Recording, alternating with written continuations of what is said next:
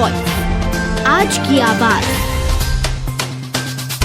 भारत जोड़ो यात्रा पर निकले राहुल गांधी को जान से मारने की धमकी भरी चिट्ठी मिली है।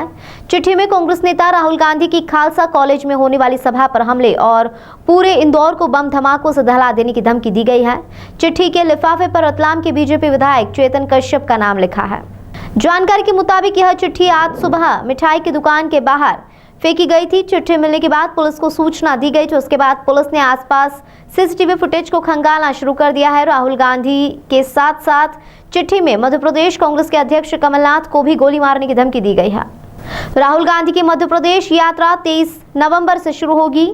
राहुल गांधी की भारत जोड़ो यात्रा के दौरान सुरक्षा को लेकर मध्य प्रदेश कांग्रेस ने पहले ही चिंता जताई थी। धमकी भरी चिट्ठी में लिखा गया है कि राहुल गांधी अगर मध्य प्रदेश आते हैं तो उनकी रैली में कई धमाके होंगे। इसके साथ ही सिख दंगों के दोषी कमलनाथ को भी गोली मार दी जाएगी। इंदौर में मेरे नाम से एक धमकी भरा पत्र मिला है, जिस पर प्रेषक के रूप में मेरा नाम लिखा गया है। यह पत्र मुझे बदनाम करने के षड्यंत्र का एक हिस्सा है। मैंने रतलाम पुलिस अधीक्षक व इंदौर पुलिस कमिश्नर श्री हरिनारायण मिश्रा जी से कहा है कि इसकी तत्काल जांच की जाए व ऐसे कृत्य करने वाले व्यक्ति को कठोर से कठोर कार्रवाई की जाए। सर, आज जिस तरीके धमकी भरा पत्र मिला एक मिठाई दुकानदार को, क्या कहना चाहेंगे?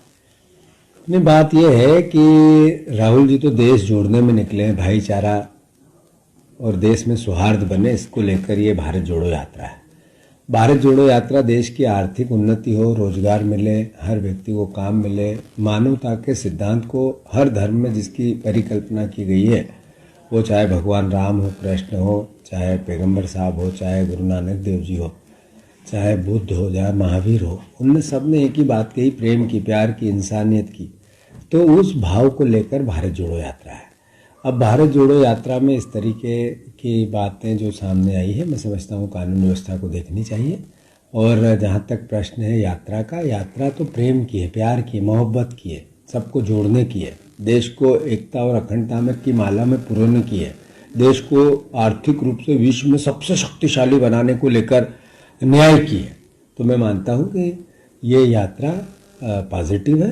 राहुल जी हमेशा सकारात्मक रूप से इस पूरे भाव को बोलते हैं, कहते हैं, वो प्रेम की बात करते हैं, उन्होंने नफरत की बात कभी नहीं की, सिद्धांत की बात करते हैं, देश की प्राचीन इतिहास की बात, मानवता की बात करते हैं। तो प्रशासन देखे, कानून व्यवस्था सही रखे, जिन लोगों ने जैसे भी ये भावना आई है इस पर कानून अपने प्रशासन अपनी कार्रवाई करे। वैसे यात्रा के पहले ही इस तरह की खत जो आए हैं, तो कहीं ना कहीं जो सुरक्षा व्यवस्था को लेकर कितनी गंभीरता दिखा रही है पुलिस? बात यह है कि सुरक्षा व्यवस्था को लेकर कमलनाथ जी और सीएलपी लीडर मुख्यमंत्री जी से मिले थे, चीफ सेक्रेटरी से मिले थे। अलग अलग जिलों में जहाँ से यात्रा निकलेगी वहाँ हमने एसपीज और आईजीज और जितने पुलिस अधिकारी, कलेक्टर, डीएम, इनसे सबसे भी बात की थी।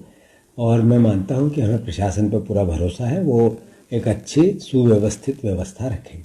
आपको ये धमकी भरा पत्र जो मिला है इनको राहुल जी के नाम पे, तो क्या लगता है कि आपको भाजपा का षड्यंत्र भी हो सकता है इसमें? देखो, भाजपा का काम ही नफरत का है, घृणा का है। देश में इस तरह का एक विचार फैलाने का है जिससे लोग बटे रहे, नफरत करे एक दूसरे से। इसी के खिलाफ तो कांग्रेस की ये लड़ाई है, विचारधारा की भी लड़ाई है। कांग्रेस ने हमेशा से प्रेम, प्यार, मोहब्बत, गरीब का साथ, किसान का साथ, दिन दुखी का साथ, जो सबसे पीछे सबसे नीचे उसका साथ दिया।